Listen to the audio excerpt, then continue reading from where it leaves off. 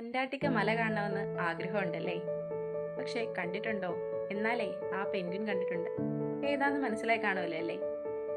ഈ കഴിഞ്ഞ കുറെ ദിവസങ്ങളായി സോഷ്യൽ മീഡിയ അടക്കി വാണുകൊണ്ടിരിക്കുന്ന ആ കൊച്ചു പെൻഗ്വിനെ കുറിച്ചാണ്. ഈ പെൻഗ്വിൻ നമ്മെ ഒരുപാട് പാഠങ്ങൾ പഠിപ്പിക്കുന്നുണ്ടല്ലേ? ഇന്നത്തെ ഈ ലോകത്ത് ജീവിക്കുന്ന മനുഷ്യന്റെ ഒരു പ്രതീകമാണ് ആ പെൻഗ്വിൻ. നാം എല്ലാവരും ഒരു കംഫർട്ട് സോണിൽ നിൽക്കാൻ ആഗ്രഹിക്കുന്നവരാണല്ലേ? ആ കംഫർട്ട് സോണിൽ നിൽക്കുമ്പോൾ ഒരു പ്രശ്നങ്ങളും ഇല്ല, നമ്മൾ എപ്പോഴും ഹാപ്പിയാണ്. പക്ഷേ ആ കംഫർട്ട് സോണിൽ നിൽക്കുന്നത് കൊണ്ട് പുതുതായി എന്തെങ്കിലും നമുക്ക് കിട്ടുന്നുണ്ടോ? അല്ലെങ്കിൽ നമുക്കുള്ള പല ശക്തികളും നമുക്കുള്ള പല കഴിവുകളും നമ്മൾ തിരിച്ചറിയുന്നുണ്ടോ? ആ കംഫർട്ട് സോൺ ഒരുപക്ഷെ എന്നും ഒരേപോലത്തെ സ്റ്റേബിളായിട്ടുള്ള ലൈഫിലൂടെ നമ്മളെ കൊണ്ടുപോകുമായിരിക്കാം. പക്ഷേ യഥാർത്ഥത്തിൽ നമുക്ക് പോകേണ്ട വഴി ആ കംഫർട്ട് സോൺ നമുക്ക് തരുന്നുണ്ടോ?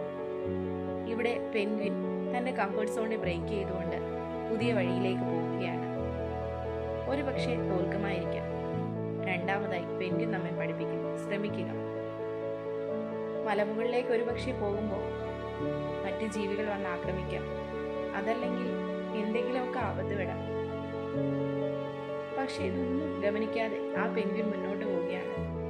ആ പെൻഗ്വിൻ്റെ അത്രയും ധൈര്യം നമുക്കുണ്ട് മുന്നോട്ട് പോവാൻ.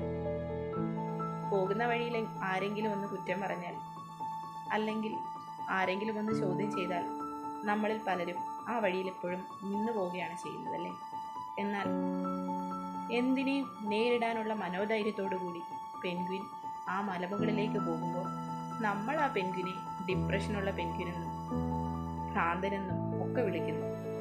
പക്ഷെ പെൻഗ്വിനാകട്ടെ ഇതൊന്നും പ്രശ്നമല്ലാതെ പോവുകയാണ് ചെയ്യുന്നത്. ശ്രമിക്കുക. ശ്രമങ്ങൾ എപ്പോഴും പരാജയം തരും, അല്ലെങ്കിൽ വിജയം തരും.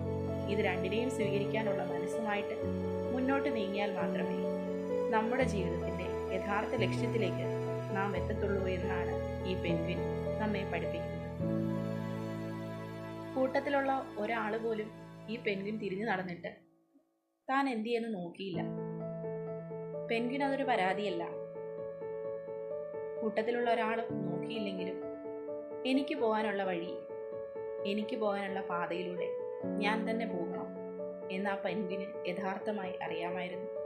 അതുകൊണ്ടാണ് ആ പെൻഗ്വിൻ ആ വഴിയിലൂടെ നടന്നു പോയിക്കൊണ്ടിരുന്നത്. കൂട്ടത്തിൽ ആരുമില്ലെങ്കിലും ഒറ്റപ്പെട്ടാലും ഈ വഴി ഞാൻ പോകേണ്ടതാണ് ആ പെൻഗ്വിൻ തിരിച്ചറിയുന്നു. യഥാർത്ഥമായി ഈ പെൻഗ്വിൻ നമ്മെ പല കാര്യങ്ങളും പഠിപ്പിക്കുന്നുണ്ടല്ലേ? ശ്രമിക്കുക. അതുപോലെ തന്നെ നമ്മുടെ കംഫർട്ട് സോണിൽ നാം നിൽക്കാതിരിക്കുക. അതുപോലെ തന്നെ കൂട്ടത്തിൽ ഒരാൾ പോലും ഇല്ലെങ്കിൽ, നമ്മൾ പറഞ്ഞാൽ തിരിഞ്ഞു നോക്കാൻ ഒരാൾ പോലും ഇല്ലെങ്കിലും നമ്മുടെ ലക്ഷ്യം നമ്മുടേതാണ്, നമ്മുടെ ആഗ്രഹം നമ്മുടേതാണ്. മുന്നോട്ട് നീങ്ങുക. എവിടെയെങ്കിലും വെച്ച് ഒന്നുകിൽ നാം പരാജയപ്പെടും, അല്ലെങ്കിൽ നാം വിജയിക്കും. രണ്ടായാലും നാം ശ്രമിച്ചു എന്ന് പറയാനെങ്കിലും പറ്റും. ആ പെൻഗ്വിന് പറയാൻ പറ്റും, നിങ്ങൾക്കോ?